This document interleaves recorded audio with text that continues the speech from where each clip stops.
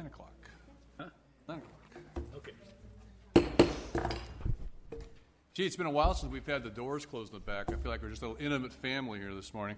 So, welcome to our regularly scheduled meeting of the Board of Supervisors. If you would please stand for the flag salute, remain standing for a moment of silence. We'll be led this morning by Supervisor Vanderpool. Please join me in saluting our great flag. Ready? Salute. I pledge allegiance to the flag of the United States of America and to the republic for which it stands, one nation under God, indivisible, with liberty and justice for all.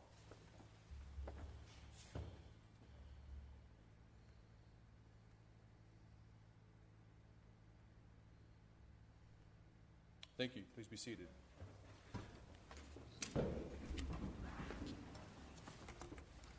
We'll take up Board of Supervisors matters. We'll begin with Supervisor Ennis this morning. Oh, thank you, Mr. Chairman. Yeah, last week we had the big Porterville Fair in Porterville, and I was out there for the steer show on Thursday. And my little niece, Brittany Hefner, did very well. She won the Grand Champion steer and the Grand Champion heifer. So Damn. did both. And they have opened the fair up to 4-H kids countywide because they no longer have what's called a 4-H fair. And so we let all the 4-H kids come to Porterville and show their animals and have a place to sell them and stuff. So worked out good. We had a lot of businesses from out of town, like Lender's Equipment, Sturgeon and Beck, that came over, and they support the auction every year, which is very good. And of course, that's the important thing, getting the money for the kids to pay for their projects. Some of them, the beef projects, are very expensive because it's a year-round project. You don't just have like the hogs, you have them 3 or 4 months, and the lamb same way, but beef is a real commitment. But good show, about 360 animals sold on Saturday, so it was a great show. Next Monday, we'll have the TCAG meeting in Exeter at the old historical building there in Exeter, which really was the old jail upstairs, and so that's always a good deal. And this week I'll be going to Salinas Valley Fair, where my granddaughter's show. Usually I go to that fair and don't go to Porterville, but they changed the dates on them, so I get to go to both of them this year. But I got to go support those grandkids, so I'll be over in King City area next week. That's all I have. Thank you. Thank you, Supervisor. Supervisor Crocker. Last week, I attended the San Joaquin Valley Policy Council's annual conference. There was several staff members from TCAG that participated, as well as Mike Washam, and so it was good just to talk about some of the regional transportation issues and what's going on with the state and federal government as far as how that impacts us. We did have a rather lengthy discussion specifically on economic development and how infrastructure impacts economic development. And so I thought that was a very fruitful conversation and discussion, something that that was discussed actually at the CalCog conference earlier in the year, and it was several of us as attendees at the CalCog conference thought that it was very worthwhile and that it was worth extending that conversation. So there was an outside group that kind of led that discussion that specializes in economic development studies and really site selection, as well as strategic market research and promotion. So it was. I thought it was very worthwhile, and I think it fits along very well with what we've been doing on it kind of verifies, a lot of the things that we've done as a county over the past few years. This week, or last night, Farmersville had a nice little swearing-in reception for their new city manager, Jennifer Gomez. I had the opportunity to meet her. I haven't had the pleasure of working with Mrs. Gomez in the past, but she most recently worked at the city of Hanford, and before that, the city of Tulare. She's a Tulare County native, and I hope that it's going to be a very good fit, and I encourage her to reach out to the county if there's ever, we've had great partnerships with the city of Farmersville in the past. in the most recent past with Mr. Jansen's, and so I encourage her to continue that tradition and that we work very well together. And then this week we have CSAC, our Ledge Conference. The thing that I'd like to highlight is Thursday morning will be the Ag and Natural Resource Environmental Committees, and there's two items of particular note that we'll be looking at, taking positions on. One is the budget trailer bill, also the SB 623 effort for clean water, our water quality issue that we as a board has taken a position on, and CSAC will be looking at taking a position on, as well as the November water bond, also known as the Merrill water bond, will also be discussed. I imagine that both of those will be fairly lively, with the budget trailer bill having a much more lively discussion than the water bond itself. And lastly, Friday, Strathmore Middle School has their annual career day that I will be talking about, and I think we've got a new little pitch, and we're going to do a little mock election. I think that might be a little more interesting than having 7th and 8th graders fall asleep like they did last year in my presentation. So somebody else is going to be doing it, or? Yeah. Okay. Yeah, I didn't tell you yet, but I hope you're available Friday. Sure. As well as the Exeter California Scholastic Federation's annual lunch. So all the bright kids of Exeter getting some awards. Is that it? Yes. Very good. Thank you. Supervisor Shuckman? Yes, last Friday night, I, along with, I know a lot of staff were there, attended the CASA Once Upon a Dream dinner and fundraiser. It's always a good event. It's one of their major fundraisers for CASA, who do some great work in our county advocating for the kids. Just as of yesterday, I found out that they raised at just the live auction $79,000, so that's a good thing. 40 of it was mine. I got a text yesterday, you won the dog basket, and I didn't expect to do that, so. So $40, not 40,000. Yeah, 40,000. Yeah. No, my name's not Vanderpool. What's a decimal? So, yeah, a lot of decimal points. Then on Saturday, I had the pleasure of going to Mooney's Grove Park to attend and present the Foster Month proclamation to the resource families out there. It was a great event, perfect day, beautiful day at Mooney's Grove Park. Lots of vendors, families, resource families, and their foster children and adopted children out there having a good time. There was, I almost got into it, a pie throwing contest, but I was managed not to have to do that, but they did some Hawaiian dancing, and they had character artists out there, and it was just Did you do the Hawaiian dancing? I did. I have a picture. So thank God Mary forgot to turn the video part of her phone on, otherwise we'd have had video.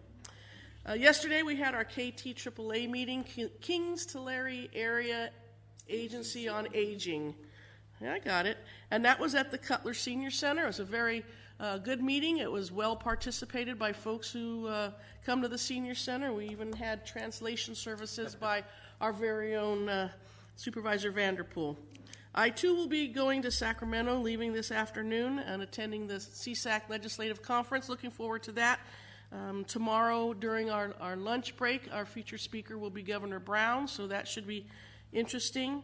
Also, tomorrow afternoon, I will be attending the Administration of Justice Policy Committee, and they have some really good things on the agenda, most of it dealing with mental health in the criminal justice system, managing mentally ill offenders, and then mental health courts in California. So I look forward to hearing up about that. Thursday, when I return, we have our red carpet event at the Fox Theater, which is a culmination of the year-long projects by students throughout Tulare County in our Step Up Youth Challenge. They've been doing community projects, and we'll be giving out those awards. We give out about $15,000 in awards to all those different schools that are deemed the winners. Friday is Senior Day in the Park at Mooney's Grove. That's also a very well-attended event. It offers a lot of resources to our seniors. Entertainment. Elvis will be there again this year, so I'm looking forward to attending that. He is quite the senior, wherever he is. And then next Monday we have TCAG, so I'll report on that next week. All right. Supervisor Vanderpool? Thank you, Mr. Chairman. That was great. I'm glad you talked about the Senior Day in the Park, reminding two of our colleagues to attend the event and actually celebrate with their fellow seniors rather than representing the board. So I won't remember it. That'll be good for them to be there. I, too, will be attending the CSAC conference this week, and then also representing the Board of Supervisors on the Government Finance and Operations Committee, and also the Health and Human Services Policy Committee as well. On Thursday, when we return, the Leadership Tulare organization will be having their graduation. That will be taking place at the Tulare Historical Museum at 6 o'clock. And I appreciate all of the participants who have shown interest in their city and participated in the program throughout this last year.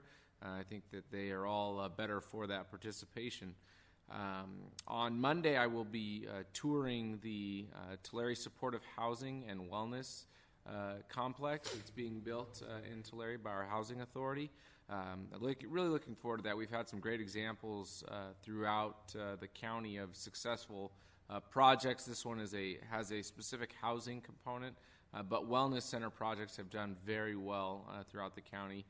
Soon to open on this next year, we hope, will be Visalia, but Porterville has been a real shining star for the mental health services. That's all I have, Mr. Chair. Last Wednesday was the Peace Officer Memorial, and well attended as always. If you've not had a chance to see what the foundation has done there for improvements, it's really very, very nice with a waterfall, and it's quite a peaceful kind of a situation. And then Thursday was an Air Board meeting in Fresno where we went through our preliminary budget for next year. The Air Board uses the budgetary process as a way to really sort of focus in on last year's accomplishments, next year's goals and objectives. And one of the things that I like to point this out, not only for our own folks in the county, but also for those who might be listening, there will be about $380 million available for grant funding next year for various projects in agriculture, transportation. So if people are looking for opportunities, because generally it requires about a 50% match, but it's a real opportunity for agencies, people who in business and so forth to upgrade their equipment and their vehicles, help improve the quality of the air, and get a helping hand along the way. So that, by the way, is the biggest amount of money we've ever had at one time. When we first started out, we thought we needed to raise $1 billion, and we've exceeded that at this point. And we're getting a much cleaner air as a result of that. Besides the legislative conference, which I'll be attending this week, also the Board of Directors will be meeting at the end of that on the Thursday. And the way the projects work, the way it works at the CSAC is that the various committees will meet during the course of the conference and takes positions on various things. Then it comes to the Board of Directors, where it's then amended or approved or supported at the Board of Director meeting. The following week, I will be in Washington, D.C. With the Air Board, and so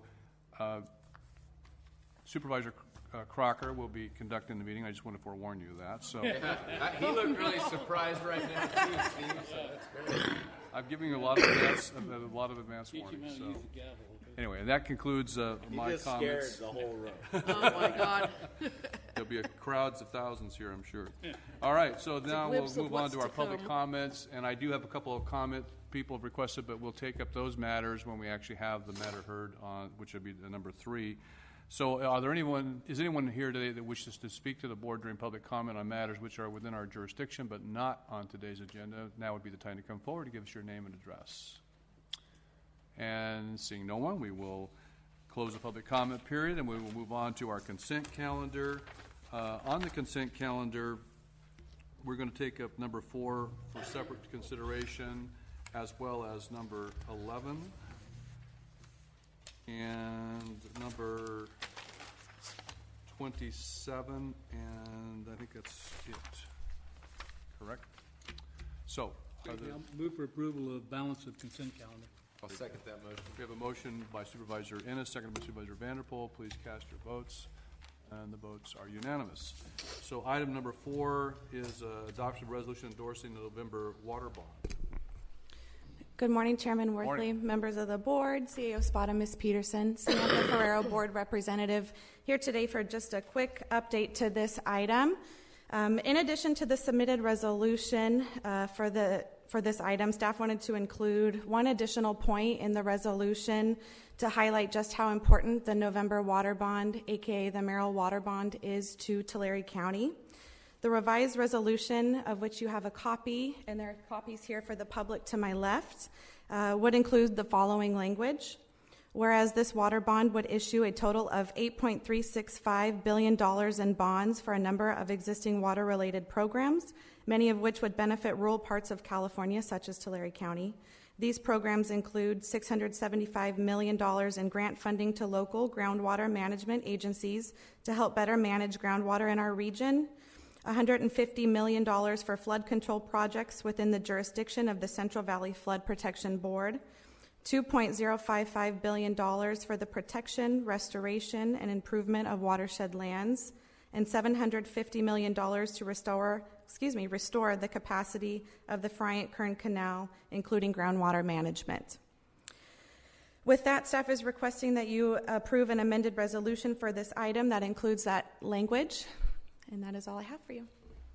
Questions, comments? Supervisor Crocker? Just comments. I asked that we add some of this language because whereas the bond specifically does allocate $750 million to the Friant-Kern or the Friant Water Authority, which is a specific allocation to them. So there is no discretionary ability for that $750 million. There's quite a few additional elements to the bond that would directly impact us. The $600+ million for Sigma implementation, which would look at severely overdraft basins, which we would be highly competitive, being able to seek funds for implementation, which currently there's zero implementation dollars.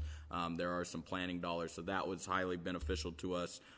The forest management, there's additional dollars for the Sierra Nevada Conservancy, which is specifically outlined. That's for a larger. There's several conservancies that are listed in the entirety of the bond, but the Sierra Nevada Conservancy, our area, would get funding to make sure that we have additional funds for forest management so that we get more water down the hill.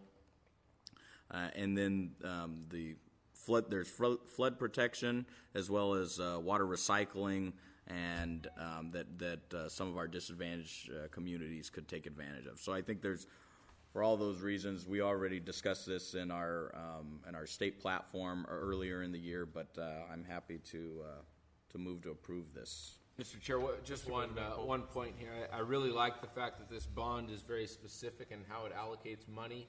It's unfortunate that the last bond that was approved by voters was not so specific, and there were some specific amounts that were allocated towards storage and the types of projects that we have been very supportive of and very involved with moving them forward did not get awarded. So it's too bad this didn't have any money that we could use towards that end. But with that, I would second the motion. I just like to say too, I think it's very important that we're looking at wastewater treatment, because that is the future. Treating this water to a higher level so it can be reused and not just having to run it out and let it sit there. So that's very important to the future of the San Joaquin Valley. Before we take the vote, I did want to comment, and some of you have alluded to that it is significant that we have a direct allocation to a specific project, because everybody thought that was going to apply with Prop 1 to Temperance Flat, only to find out that was not exactly in the cards. And I will tell you that there is still discretionary parts of this bond, and to think that it's definitely going to come to the San Joaquin Valley, we should be very skeptical of that based upon previous experience. And I will tell you, like on a watershed issue, as a good example, watershed projects are very significant along the coastal areas. So in Santa Cruz County, in different places, they'd have a lot of watershed projects. And I'm not saying it's not good that they need these, but just recognizing, in our case in Tulare County, most of these, when you think about the Sierra Foundation Conservancy, most of the places that will be able to benefit from this are north of us, because most of our watersheds are owned by the federal government. There's not that much. Again, it's not that it's not a good use for money, but just keep in mind that if we think a lot of money is going to land here in Tulare County, we can feel pretty good about the Frank Kern Canal because it's specifically called out for. But on the other ones where it's competitive, just recognize that there's a lot of other parts of California that will be competing for these dollars.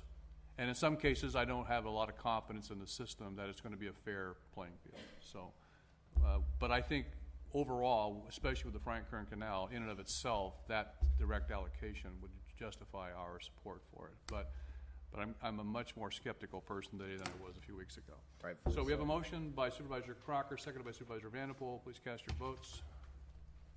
The votes are unanimous. Thank you. Item number 11 is an agreement with the California Department of Health Care Services for school-based medical administrative activities in an amount not to exceed $8 million, almost $8.5 million. Welcome. Morning, Mr. Chairman, board members, Mr. Spada, Ms. Peterson, Rob Stewart, Director of Fiscal Operations for the Health and Human Services Agency. The item before you is a request to approve an agreement with the California Department of Health Care Services. Basically, the Department of Health Care Services designates a local government agency within each county throughout the state to act on behalf of DHCS for Medi-Cal administrative activities claiming. This agreement would allow us to claim on behalf of schools for school-based Medi-Cal administrative activities. We have, I believe, 12 school districts in the county participating currently, and the agreement is retroactive from July 1st of 2017 through June 30th of 2020. And that's because we received some of the documents outlined here, the California Civil Rights Certification and the Contract Award Report from the state back in February. So it came well into the first year of this 3-year contract.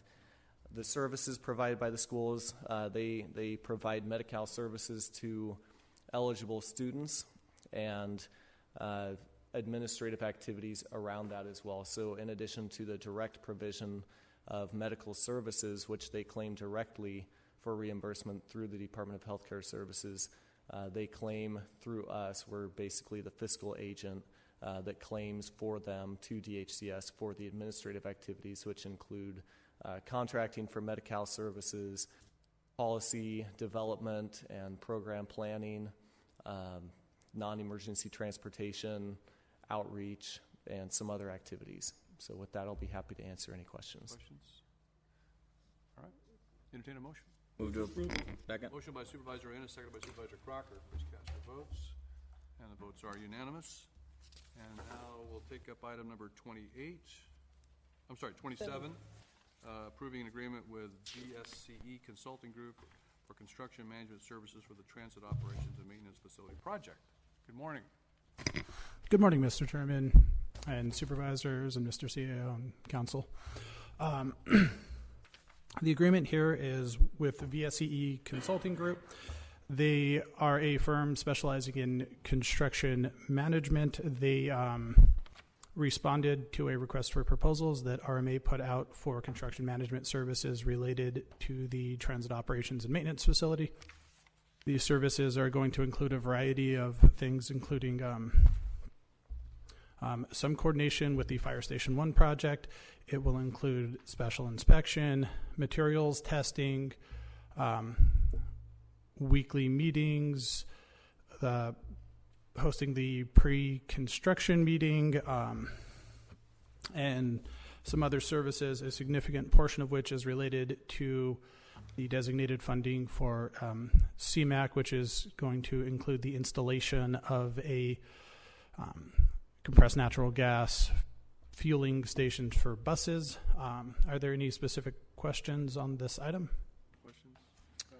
I think the one question I had was I wasn't sure, and I think there was somebody already had looked at. There was a number that had like 1.2 million as an engineer's estimate, and I wasn't sure that's there in the fiscal impacts was for construction management services and project administration. I don't know if if that includes other items in addition to this almost 400,000, or was that just a large discrepancy from what the engineer's estimate was to what the actuals are? The roughly $800,000 remaining is for county staff time in overseeing both this and the main agreement, and for other staff-related time spent on the project. Any other questions, comments? Entertain a motion? Move for approval. Second. Motion by Supervisor Ennis, second by Supervisor Crocker. Please cast your votes. Votes are unanimous. We're a little bit early for our 9:30 timed item, so we'll move on to our untimed item. Item 31, which is a request from General Services Agency to consider staff recommendation for Paloma Development Company, Inc. as top qualified successful bidder for the development of real property identified as assessor parcel number 087460007, locally known as 800 South Acre Street in Piscataway. Yes, good morning, Mr. Chairman, members of the board, Mr. Spada, Ms. Peterson, John Hess, General Services Agency Director. As mentioned, this is the recommendation for negotiating a contract with Paloma Development Company. We had two proposals, both very good. This one adds more value to the county in the form of the ground lease payment and is a multi-use development for 21,000 square feet. So with that, I'd be happy to answer any questions. Questions, comments? Mr. Harvey May is here this morning as well.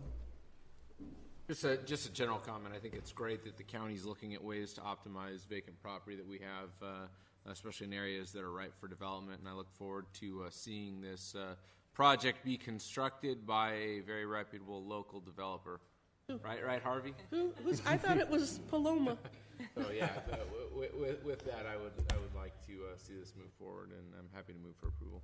And I will continue to send suggestions for restaurants to Mr. May.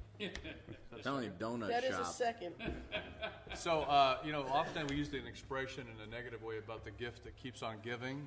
In this case, the gift that keeps on giving is really a very positive one. So, Yes. appreciate that. So, we have a motion by Supervisor Vanderpool, second by Supervisor Public comment.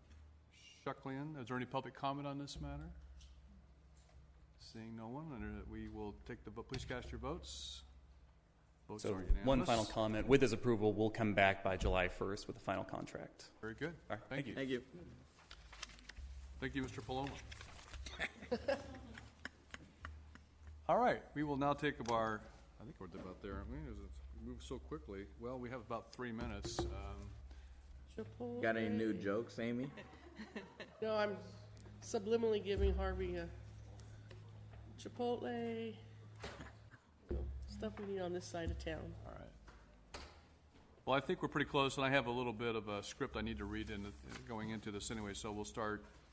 We will now take up agenda item number 3, a public hearing that will pertain to an initial study, mitigated negative declaration, general plan amendment, GPA 16-005, amendment to the Tulare County zoning ordinance number PZC 16-007, tentative parcel map PPM 16-030, and lot and easement exceptions PPX 16-030, Simon, Dutton, Qualls / Visalia.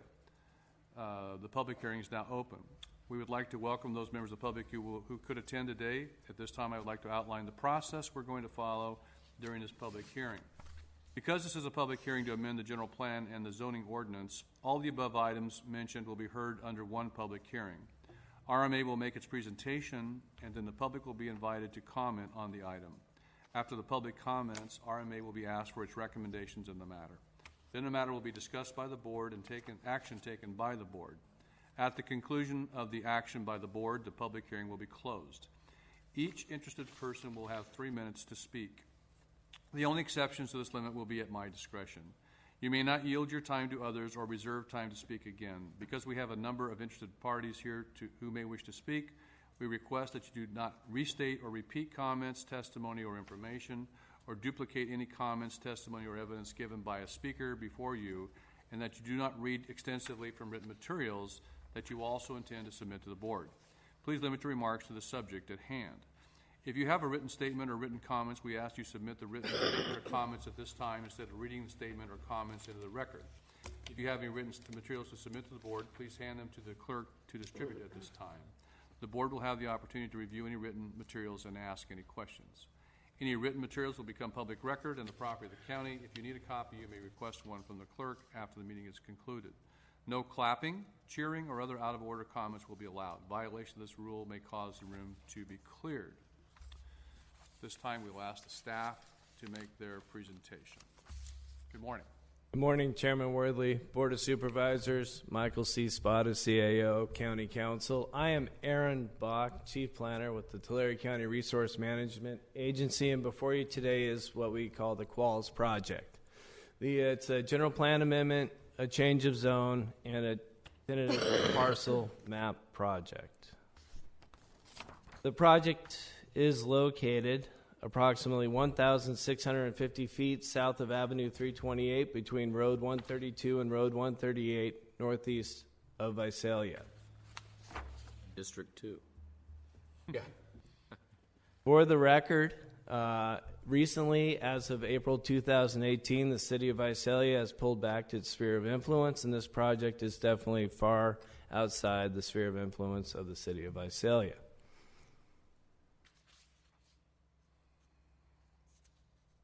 More specifically, you can see the project is located surrounded by rural residential development. It encompasses the 7.5 acres outlined there. The 20.16 acres will remain agricultural. The parcel map itself is the division of 3 lots into 2.5 acres of the 20.66 acres as it is now. 7.5 acres will be redesignated and rezoned to rural residential, 87,000 square foot minimums. The 20.16 acre will be remain agriculture and subject to an agricultural easement. The two 56-foot wide lanes on both sides, as you can see, between parcel 1 and parcel 2 and parcel 3, and the edge of the property were initially for fire truck access, but since then they have also proposed a 43-foot turnaround at the end of the PVAE. There is an existing 45-foot wide PVAE and 20-foot paved road width for 0.5 miles as part of this project.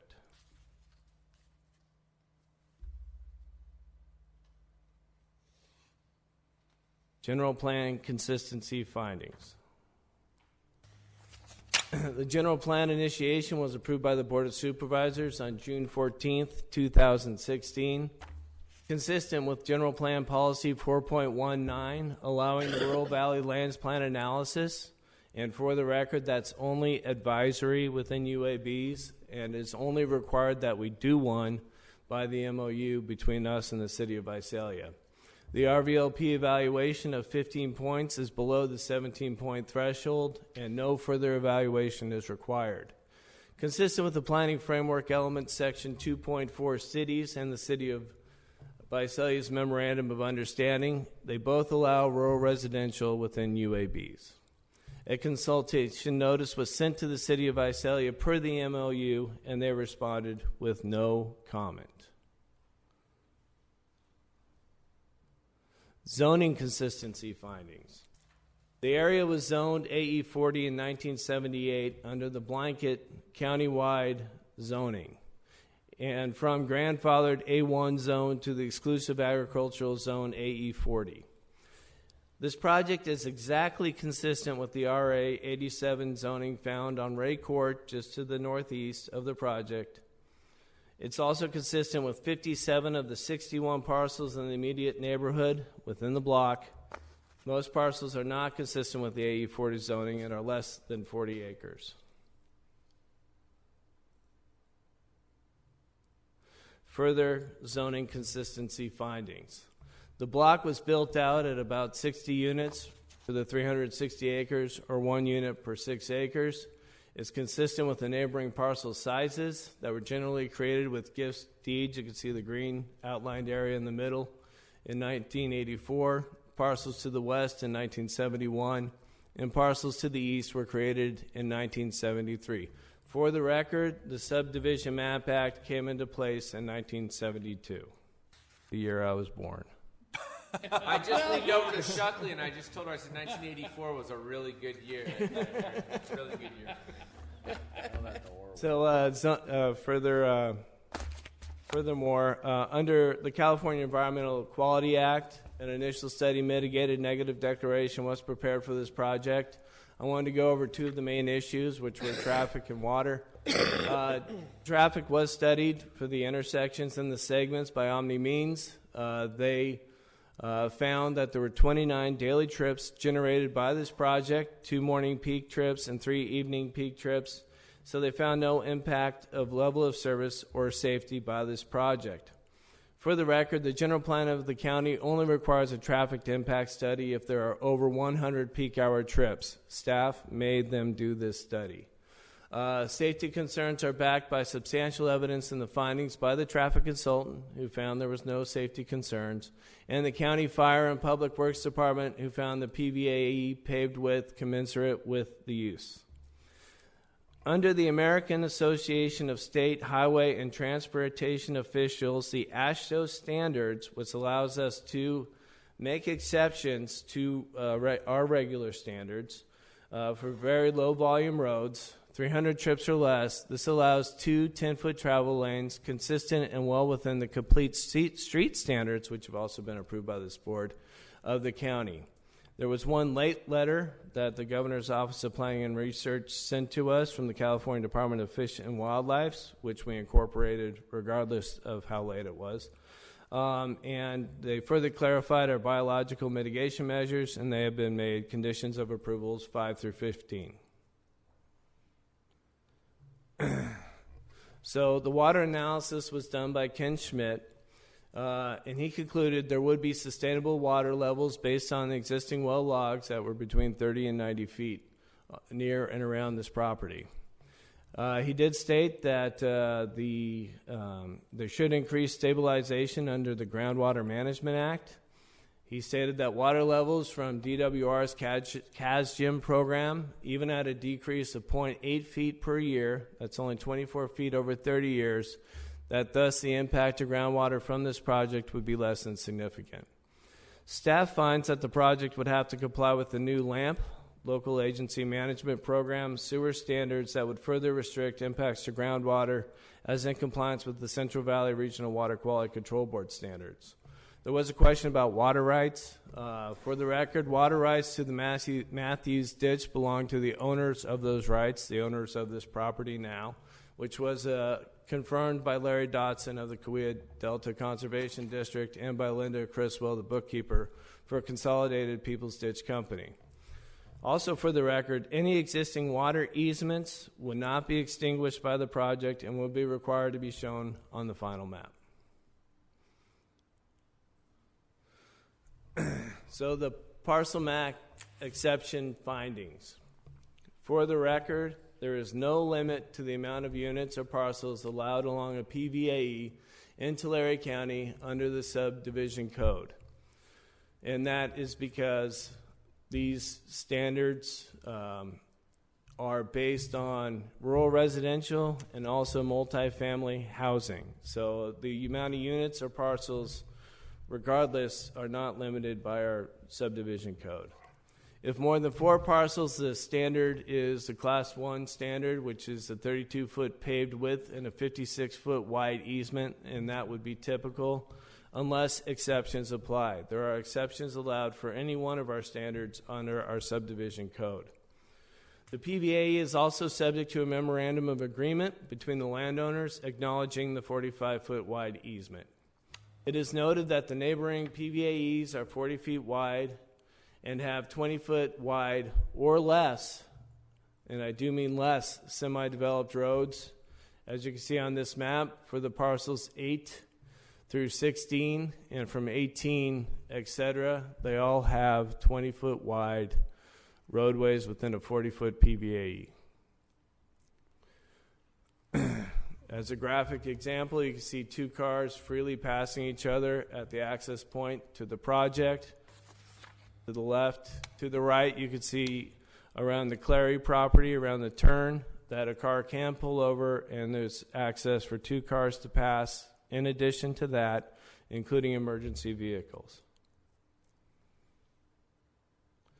So the Public Works Department did assist in dimensioning and recommending that if the Clarys were open to this, and this is ideally, this is not a requirement, we're not prescribing this, this is ideally, if the Clarys were willing to give 10 more feet to the west, that would allow them to not be impacted by any changes required to the PVAE or the road section. Again, we are not recommending any changes at this time to the PVAE and road sections. We do not want to burden any of the properties around this project.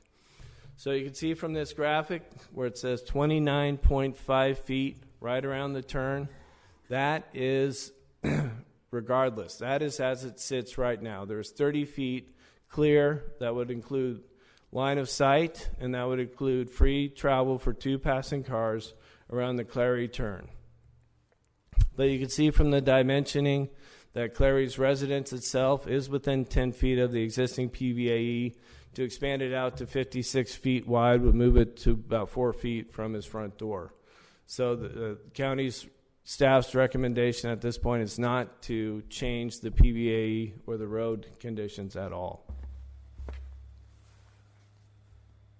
Again, Clary put into the record what it looks like out of his kitchen window. You can see how close the easement is to his property.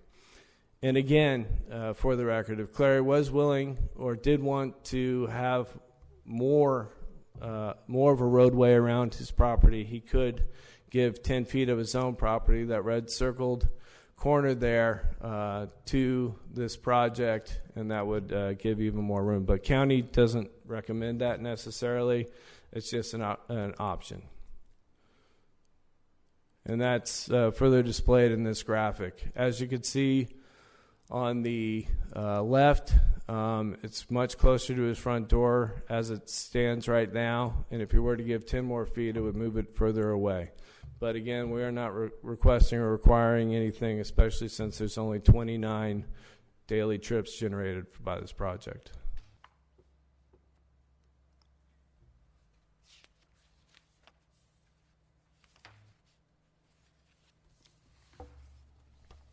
So as an example of when we've granted exceptions before, immediately to the northeast, we did grant, or I should say the Planning Commission granted exceptions to the Elbow Creek Estates. And they did so because of the shape and size of the subject site. And that was the basis for their special circumstances. So it's there is a history in this area of doing that. And most of the findings and the exceptions you'll find in this county are based on the shape and size of the subject site. So we were tasked with looking at how other agencies deal with their exceptions. We didn't have to look too much further than the city of Visalia. They have city private street guidelines, and those are based on the pavement width commensurate with the speed, volume, alignment, and parking. So they do allow for the exceptions based on those guidances. The typical pavement width in the city of Visalia is 24 feet. And that would only really be required, it sounds like, if there is a 20-foot parking requirement, perpendicular parking. Obviously, in this case, the parking would be parallel, pretty much within the rights-of-way. Not the rights-of-way, within the private properties. The minimum turning radius at a cul-de-sac is 24 feet, 35 feet for solid waste vehicles. We have 43 feet in this case. And the Uniform Fire Code requirement shall provide 14 feet minimum paved access. Obviously, we have more than that in this case. And the private streets, like I was saying, these PVA standards are for multifamily complexes and or for rural residential. The city of Visalia has a private street index, in other words, the thickness of the roadway based on 150 units. We have 3 in this case.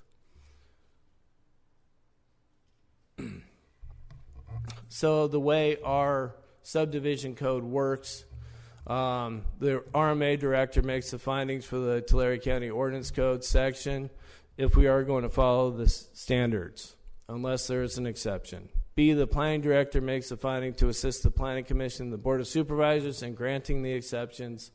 The below exceptions were granted in over 20 examples in the last 9 years. The first one is the lot exception, serving 40 feet of frontage street requirement. Parcel served by an accepted Class 1 facility easement, being 56 feet in width to the 45-foot existing easement width.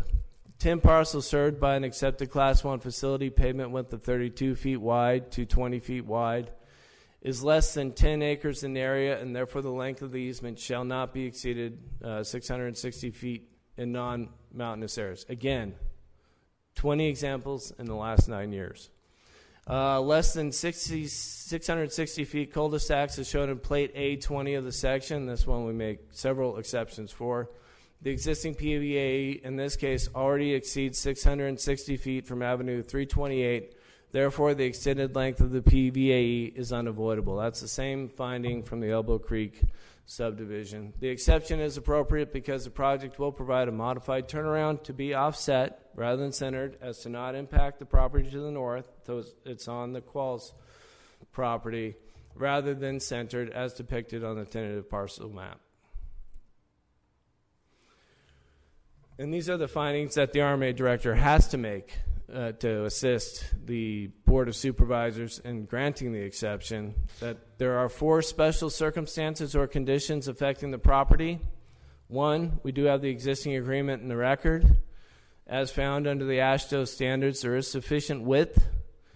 The project is consistent with the neighborhood, and there are limitations to expansion with both the Matthews ditch and obviously by the neighbors. The exceptions are appropriate for the proper design or function of the subdivision, as found by Omni Means, that there was no safety concerns, and by Public Works, who did figure we could make traffic flow around the Clary property, and as found by the RMA director. The granting of the exceptions will not be detrimental to the public welfare or injurious to other property. Again, we do not want to burden the other properties in which the property is situated, as found in the traffic study and by Public Works. The granting of the exception is in accordance with the purposes described in Article 1 of this chapter, the Subdivision Code of the county, and the Subdivision Map Act, as not landlocking any of the properties and going through the entire tentative map process, unlike the other surrounding properties that were created with gift deeds and certificates of compliance. The granting of the exception is consistent with the general plan, especially under the housing element, where we are in need of housing in this county. So I wanted to respond to some of the comments that were made on May 1st. One was a general plan amendment that was denied by the Board of Supervisors 22 years ago.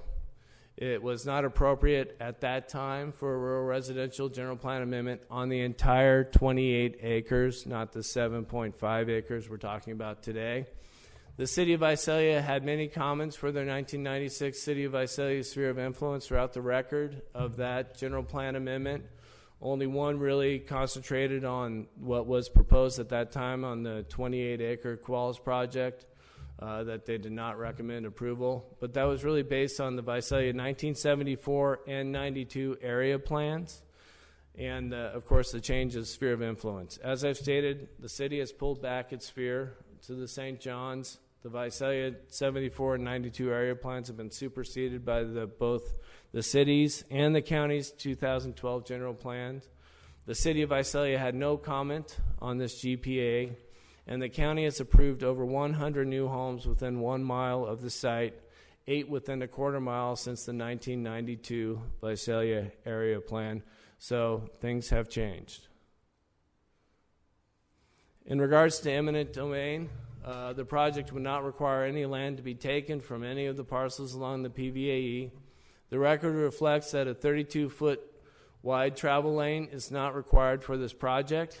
Many of the county roads are 24-foot travel lanes within 40-foot rights-of-way and serve many more than 5 lots, Avenue 360, Avenue 224, Road 140, and I could go on. The Public Works Department found the existing conditions of the road and the paved area to be sufficient as an all-weather surface access road. In regards to the Rural Valley Lands Plan, the RVLP is one of a kind in the state of California. It's based on the Tulare County General Plan. There are no state regulatory agencies to turn to in this regard. The county is the only expert. The RVLP is only advisory within the UAB. It's not mandatory. The only reason we are doing it really is because of the MOU with the city of Visalia. Again, so it's advisory, not mandatory. I did want to quote one section from our RVLP since one of the comment letters went through the length of actually measuring the distance to the closest Williamson Act parcel. And we state exactly in our RVLP, there is one 38-acre parcel within 1/4 mile that is within an agricultural preserve. Yes, we came to the same finding. The 38 acres within the 1/4 mile buffer area represents 16% of the total area. This is less than the 35% threshold. This reviewer has reached the same conclusion as the first RVLP. We did not change the RVLP score because we were requested to do so from anybody in opposition to the project. We do so as a matter of course. When we do our initial GPI, we do a preliminary RVLP analysis. We do the final analysis before the general plan amendment. So the conclusion of the first RVLP analysis regarding this factor means the lowest relative suitability and 0 points were allocated. And that concludes staff's presentation. I'm here to answer any questions, as are the RMA director and the Public Works Director, Associate RMA Director. I'm sorry. So go ahead. Are there any questions from members of the board? None at this time. Public. Okay. All right. The public testimony part of the public hearing is now open. I have two different public comment forms, but you're not limited. If you didn't fill out a form, you still have the opportunity to come forward. Joseph Soares. Morning. Good morning. Chairman Worthy, members of the board, I'm Joseph Soares. My business is 791 North Cherry Avenue. I'm an attorney representing Philip and Barbara Clary, who could not be here today. The Clary property is located in the planned development alongside their house is the roadway, the private roadway, which is 45 feet width with 20-foot pavement. We've submitted our oppositions to this plan to the response to the negative declaration submitted. I just wanted to kind of address maybe the 800-pound gorilla in the room, if I may. Sometime in 1977, Floyd Qualls carved out about 5 parcels of land, one for each of his 5 children. His intent was clear. He wanted it to each of his child to reside locally and continue farming and remain a parcel of land. These 5 parcels of land were serviced by a private roadway, currently, like I said before, 20 feet, 20-foot paved road. While his desire to have his children remain on the property, as oftentimes his children don't do so, and they've chosen now to start a development process of the 27 remaining acres. It's an incremental plan to incrementally develop the property and transform the prime agricultural farmland, ultimately up to 10 to 15 homes. We believe the goals of this application is to start with 3 parcels and continue to add future parcels with services by the 20-foot asphalt private roadway, which is really the basis of our concern. The roadway is far too narrow and the quality is inept. It's worth noting that the initial study on page 5 of the declaration indicates that all of the property around is AE 40, and now they're asking to reduce it for the first time to RA 87. Now, while the courts will ultimately have to decide whether or not the development exceeds the scope of the easement granted by Floyd Clary to the other property owners, it's this board has a discretion now before them whether or not they wish to turn prime agricultural farmland into the development of 20-foot asphalt road that makes a 90-degree turn directly in front of the Clary property. We're asking the board deny the applicant's request to allow the property to be rezoned and the additional 3 lots to be moved forward. And if the board is intending to vote on this project, we're asking for a couple conditions, and I think they're not unreasonable.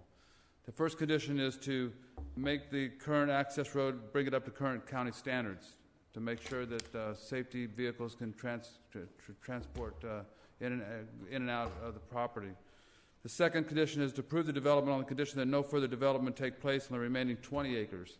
Our concern is based on, if you look at the map, the access between parcel A and parcel B, give it another access road We believe that's for future development. So we'd ask for the board to deny the applicant's request for the plan development, but if they do intend to grant it, we're asking for the two reasonable accommodations, that being county standards, road being up to county standards, and the remaining parcels be left to agricultural and not any further development. Thank you very much. Thank you. Alex Thompson.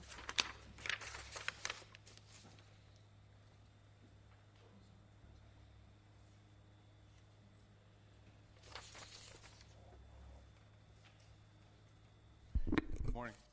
Good morning, Chairman Wordley, members of the board, county council, and Mr. Spada. My name is Alex Thompson. I am an attorney for the firm Herr Peterson and Berglund, and we represent the Qualls and prior litigated matters that actually involve this particular property at issue. And my business address is 100 Willow Plaza in Visalia. I just have a few comments. Our office had submitted items to the board for review, basically giving sort of a history of the disputes that have gone out in the area.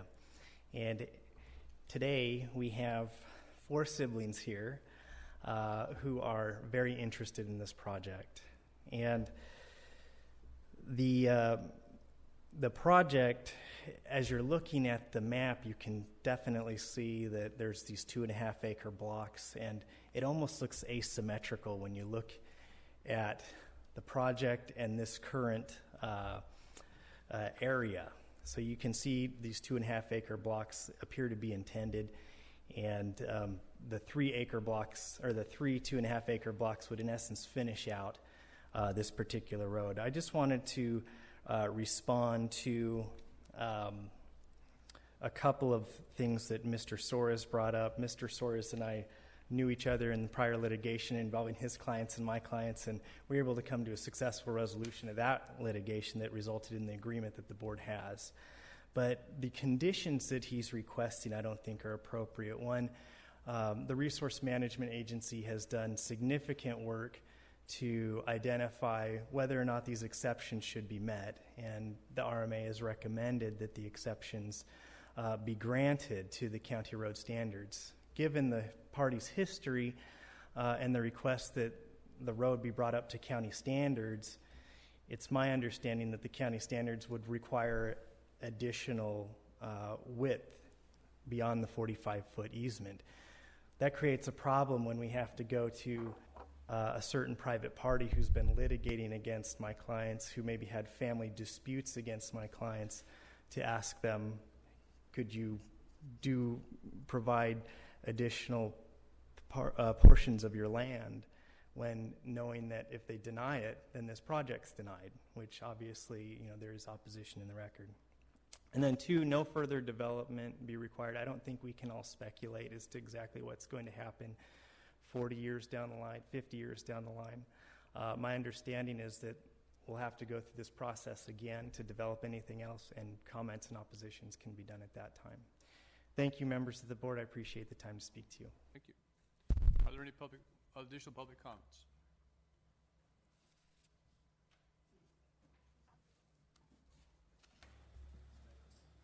For the record, oh, there's a comment. There is. I'm coming. Go ahead. No. You're in the public comments, so go right ahead. My name is Kathy Hoviler. I live at 13401B, Avenue 328. Catherine, can you spell your last name, please? H-O-V as in Victor, E-I-L-E-R. And good morning to all of you, and forgive me if I stutter and stumble. I'm not a good public speaker. But I've been listening to all the comments, and I've heard specifics as far as specific language. For our future, how many exceptions to the rules are we going to make? 4 siblings, disputes, prior, all of those things. My objections, I would like this project denied, are based on the fact that this is in an area that you're marking a bullseye. You're going to put an RA 87 in the middle of an AE 40. If this actual block of property was ready for development, I would think you would be here asking for an entire zone designation. if it was a long-term comprehensive plan put into place, there's things that they're not mentioning because there's only the 400 exceptions to the exceptions to the exceptions. Part of my questions are, how does this benefit this community? You cited Ray Court. Ray Court has the appropriate footage. It had exceptions because it was close to a school. It has frontage road. It can be serviced in the future. I'm here looking at the future of my neighborhood, not my family disputes, not my future of my neighborhood. There are so many property owners here with easement rights. We're going to add more fuel to the fire by allowing 3 more parcels with more people in the mix for a road that can't be serviced by the community, is not going to be able to be dedicated to the county for the future. So are we back to the problem of looking at this project as, we'll give 100 exceptions now, we'll clean it up later? This is how this block was created in the 70s and the 80s, by gift deed. That was the only way to get it done. Well, now we've got more exceptions. These are now exceptions upon exceptions upon exceptions. How does it benefit my community in the future? How does it make progress? I'm all for progress. But the rules and the improvement standards were put into place to help the future of this and this community. It's not just the personal issues. It's now you have all these people involved, no maintenance in agreement. They're saying unwilling to dedicate the extra footage. I've not been approached for that. No one has been approached for that. There's been the back door, there's been the legalese, there's been the elegant communication of all this legal. Just in order to read it, I have to hire an attorney to say, what are they saying? How good is this actually going to benefit my neighborhood? I had a wonderful neighborhood where we all cooperated. And now with this project, we have chaos. We don't have a community spirit anymore. We have more in the mix that doesn't work. What are you going to do to safeguard that 20 acres? The county's primary concern is to protect farmland. This is prime farmland. Could you conclude your comments, please? One last thing. There are plenty of infill in Visalia, the city of, and in the county. Just as you shown in your picture, not too far from that is Patterson Track. Thank you. But they are scheduled for development. Thank you. Thank you. One thing I was going to ask before I turn over to the board to ask questions, but I noticed in your presentation that the 20.16 acre remainder parcel is subject to an ag easement requirement. Correct. Under our county's agricultural mitigation resolution for CEQA projects, for all projects greater than 5 acres that are on prime agricultural land, that they would mitigate at a 1-to-1 ratio. So they would put the agricultural easement on that 20.16 acre remainder parcel. What does that mean as far as future development? Future development, it's still zoned AE 40, and it would just be less acres available to development in the future by an additional 7.5, so you'd have roughly 13 acres that would remain potentially developable, but 7.5 acres is taken out of that equation. And so on the southern boundary, we're suggesting that's where it'd be located immediately adjacent to existing agricultural land. Other questions? Before you finish up, I just want to make sure we've concluded public comment. Yeah, is there any other public comment? Because if not, I will close the public comment this time. None. And now back to the board for further questions or Could comments. staff respond to some of those comments, if they would please? Yes. First of all, I think it's a little disingenuous to say that Floyd was not interested in developing that parcel. He did want to come before the board back in '96 and turn the whole thing into rural residential. So that's a little bit different story than what we heard today. As far as the 56-foot wide potential travel lanes between the parcels, or if those were to be conditioned out of this project, they would still put easements across the property. We need 2 points of access to any property in the county for fire access. So that is not a road to future development. That is a requirement. This project itself was relegated, and I wish everybody could see the pound of flesh that staff takes out of these projects before they even get to you. This was already what we thought was reasonable for the size and shape of the community. We did not suggest doing any more at this time. They would have to come back because of the potential for quartering here. They would have to, under the Parcel Map Act, they'd have to come back with a whole new subdivision map, and then you would really start talking about expanding the roadway and potentially county dedications of roadways. This is the minimum for this project that fits well within, as stated, asymmetrical with the rest of the street. So, like I said, the county's put its time and effort into this project, taking its pound of flesh out to what it is before you today.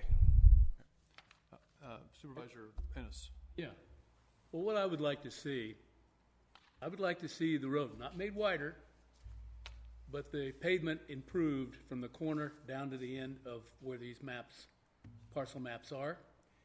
And I would also like, in the future, to write into this deal that these easements cannot be used for access to this 20-acre parcel for development.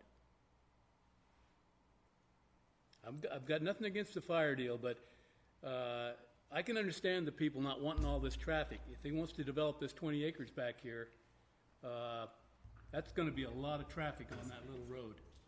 So what I'm saying is upgrade the pavement and take the easements so that they cannot be used for future roads going into this new 20-acre parcel if they want to subdivide it. I believe a finding was made that the surface was adequate as the surface of the street as it is now was deemed adequate for the needs of this parcel. So Can I go back are you to the saying you think PowerPoint it's inadequate, presentation that real it needs fast? to be upgraded? I think it needs to be the pavement, because you got 3 new parcels going in, just from the corner, down past the parcels, it doesn't need to be wider, but the pavement needs to be improved. I guess I'd ask for a response from the staff to that. Well, the condition of the road, as we found, wasn't perfect, but compared to some of the other PVAs in the county, it's pretty good. Drive out now, Boston. Yeah. I don't see any potholes, but it is cracked. I mean, I think the record shows that the Qualls did improve their section of the PVA up to the Clary property, and the record does reflect that the Qualls did reach out to the Clarys and their attorney to come to some kind of maintenance agreement. It was suggested by the Planning Commission that they come to a maintenance agreement. We were hoping this process would force the parties to further act on the memorandum of agreement between them so that they could come to that conclusion. I don't, without it being a public road as far as the requirements to get to a settlement or agreement, I don't know if we get there. I think the problem, Mike, is that what they would have to do, you can make them improve the road in front of their property, but you can't really make them improve the road on the other people's property, which, they have an easement across, but that. Okay, well, that would be fine. Then I also want written into there that they can't use the easements for future access to that 20 acres for developing it. I'm not against developing the 20 acres, but I think they need to find a different access route. And Mr. Chairman, we do have this set for closed session. Yes.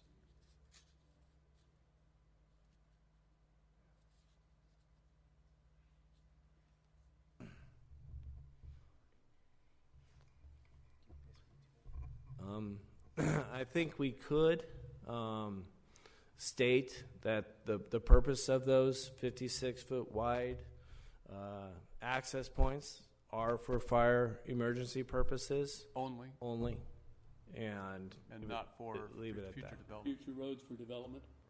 I think If we make that point clear as a condition, I think that would. I don't think it would be a problem. I'm not against anybody developing it, but I think they need to find a different access route than coming through this kind of very quiet area and making access to this 20 acres down the road. I mean, that's my way of thinking. If I lived there, I wouldn't want it. So we will state for the record that we are not landlocking the property, that it is for access to the remainder parcel and access to for fire purposes, and nothing more at this time. Any other questions or comments? I would just say that it's funny how the not in my backyard syndrome is, even if your backyard is 2.5 acres or 2 acres, there's development all around this area. As far as the additional 20 acres, not being allowed to develop, I don't think that's a good idea. There's development all around there.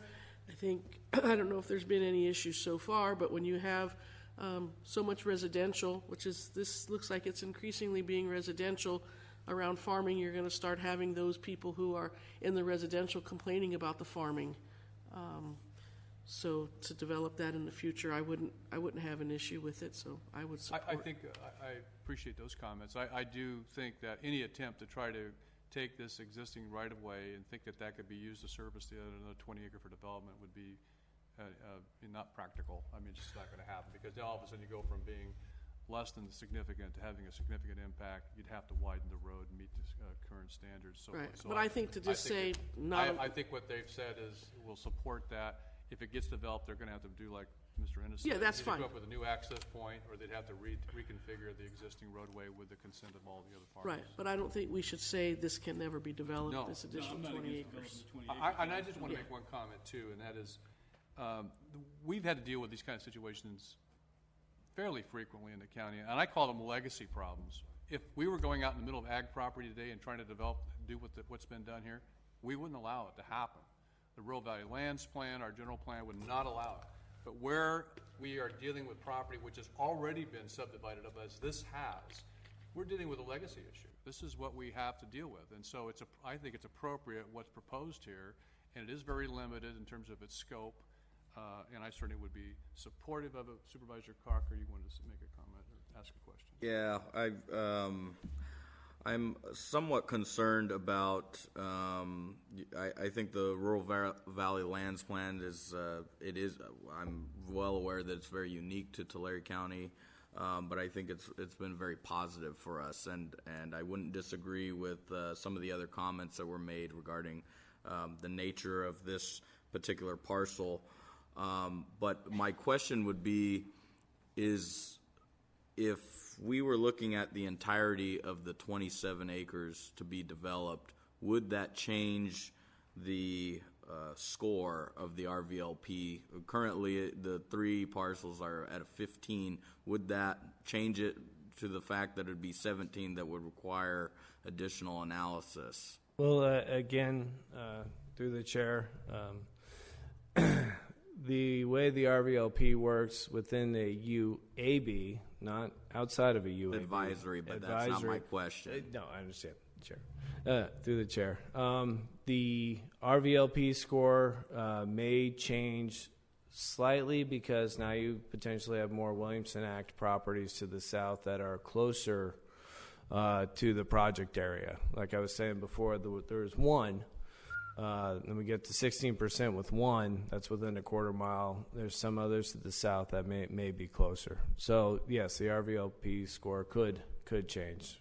I guess that's the one concern, is that if it's a cookie cutter approach, then as far as 3 parcels today, 5 years from now another 3 parcels or something along those lines, then you're piecemealing it, where it becomes more adept. I know that future boards still have that opportunity to weigh in at those periods of time, but just from we've talked about that on so many different other issues that are county related, taking a holistic viewpoint, looking at things from a larger perspective rather than just really focusing in on the task at hand. What really makes sense from a larger standpoint. And so if that's, I'm not opposed to this because this seems to make a lot of sense, but I do have a lot of heartburn over whether or not the future, what that looks like for this area.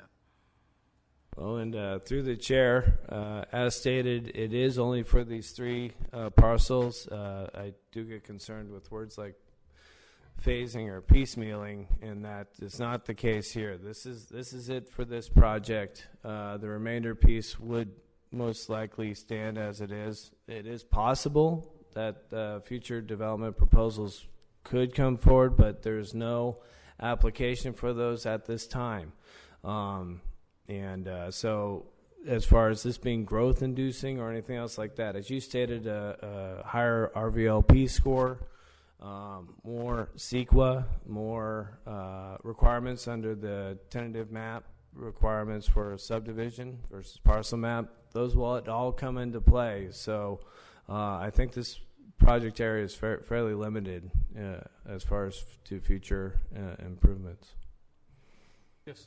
A couple questions that I have are surrounding road conditions. So one of the requests that the Clary's attorney suggested, Mr. Suarez requested this road be brought up to county standards. And under that terminology, what could that potentially look like under a condition of approval? Well, excuse me. Well, I know that there's a lot of exceptions that can be made, but your typical county road right of way is probably not going to work in this case because of the traffic volume. Our typical county road, the 40-foot right of way with a 20-foot or 24-foot paved area, this is fairly consistent. If we were to ask for two more, but the standards that he's talking about under the subdivision code, under our improvement standards, talk about going to a Class 1 facility, which would be 56 feet wide. So you'd add 5 more feet on each side of the PVAE, and then you'd go to 32 feet wide paved area. So add 6 on each side. And that would definitely, I think one of the concerns from opposition is they built their landscaping into the PVAE, and that you can see right along the southern portion there. That goes away. They have lots of reasons to object to this project. Yes, it would be, to answer your question, 56-foot wide PVAE with the 32-foot wide paved area. Okay, so that would be problematic if that were required. Now, in terms of the condition of the pavement, as we look into the future, it sounded like there was an agreement, a maintenance agreement that was. Well, not a maintenance agreement. There's a memorandum of agreement acknowledging the current width of the PVAE and the current width of the paved area. There is no maintenance agreement. We did hear at the Planning Commission that Clary's attorney was opposed at that time to suggestion by the Qualls to enter into a maintenance agreement, but that would be between the parties. Okay, that's one concern that I have into the future, regardless of these additional 3 lots, I'll call them, or divided properties. I want to make sure that additional if there were heavy trucks that were parked at these sites, didn't have additional impact. So I want to make sure that road is maintained into the future, and that we're looking forward rather than getting to a point and then having to make a more difficult decision. The only statement there is that this is a private road, it's not a public road, so we can't impose upon them. I mean, it has to be something they agree amongst themselves. So I just want to make sure that that's addressed into the future, because I think that is a viable concern. And it was addressed by the Planning Commission. There is a seriously strong suggestion that these parties enter into a maintenance agreement. And with 3 more new parties, that's possible that they'd be even more willing to enter into a maintenance agreement in the future. And then I also agree with the restrictions on the property for access that are already being proposed. Okay, sir, this is on our closed session. Do we have reason to go into closed session? Council, do you want to say something? Do you think we should go into closed session? Yes. Okay. Really? Okay. Can I get a chance to respond to comments? Sorry? Can I get a chance to respond to the comments made here? Can I clarify something? Sure. Well, okay. Listen, what you're asking us to do is to reopen the public hearing. We've closed the public hearing at this time. But council has been adjusted with county, and it seems like he's representing, helping represent county. I'd like to have a chance to respond. All right.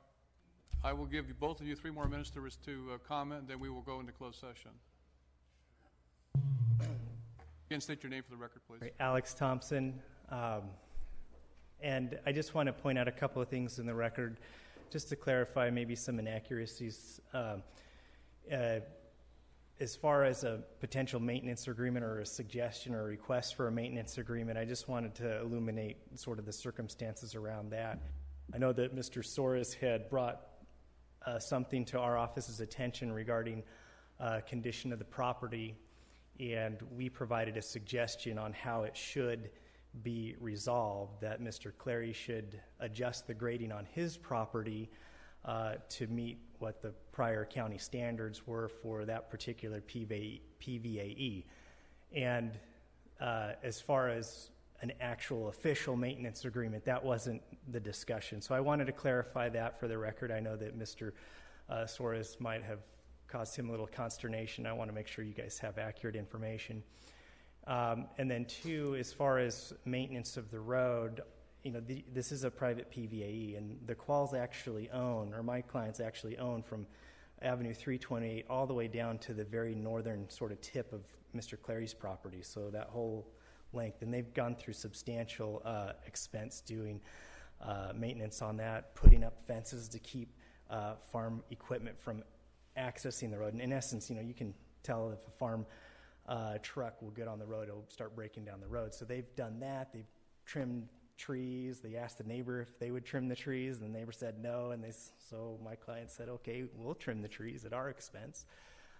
And so they've done a lot of work to the area to try to maintain the integrity of that road. And every individual there who has an easement that goes over their property going out to the east owns up to the middle of that road.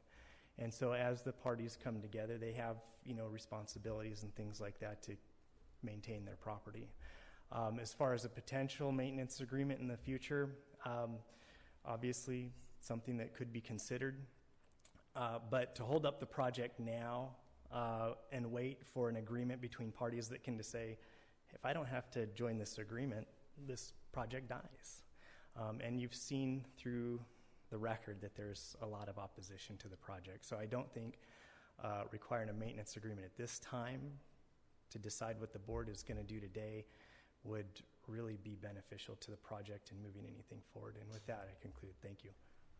And the reason why I was trying to talk to Mr. Bach is I wanted to tell him, hey, we don't want to make any, I want to make sure that it was clear about what I had communicated with Mr. Soares' office about, not that it was an official maintenance agreement. So, thank you.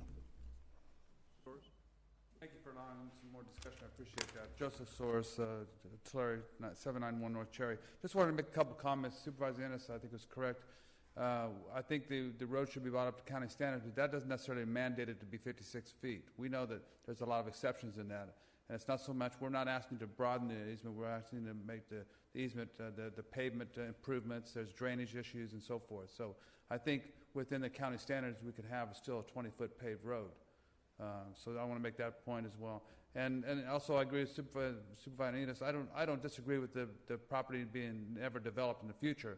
I just want it as it pertains to this access road. That road should be used for agriculture, AE, for farming, or farming with the remaining 20 acres. So I want to make those clarifications. And I appreciate Mr. Thompson clarifying the other issues. Thank you very much. Thank you. All right, we will go into closed session now. Consult with our counsel.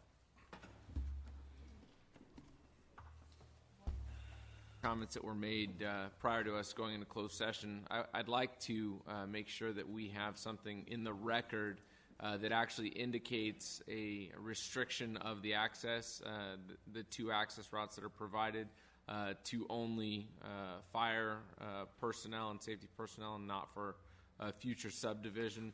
And then I'd also like to see something, I know we can't force any agreement between private property owners as to the road conditions, but I really would like to see something there that's going to address the road conditions being brought up to the consistent level of the rest of the street once these three lots are completed in the future.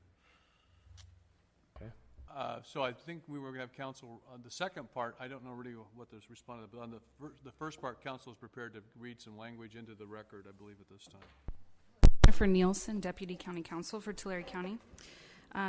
Just to add to the motion you will be making today, you want to add the condition that the PVAE as it exists today cannot be used for future subdivision of that remainder parcel. It can only be used for access to the parcel and for emergency services vehicles. Right? To meet everybody's understanding? Very good. On the road condition, it was my understanding that as a condition of approval for the project, they will be required to improve the roads that are in front of the parcels themselves. Is that correct? Yeah, correct. As part of the final map process, they will be required to improve the roadways immediately in front of these 3 parcels. And does it specify the standard or not? To what condition? Well, I mean, because if they grade the dirt, that's improved. We can require that it be oiled. I think it has to match the existing condition. It has to match the existing condition. Yes. We'll put that in there as a finding as well. I'm okay with that if we can include those things. And with that, I would move for approval, Mr. Chair. Okay, we have a motion by Supervisor Vanderpool, second by Supervisor Innes. Please cast your votes. Votes are unanimous. And that concludes our public meeting this morning. We have reason for closed session, Council. Thank you. Yes, Mr. Chairman, item A was heard in closed session, and there was no report out on that matter. Item D is off calendar, so items B and C will be heard, and I do not expect any announcements out.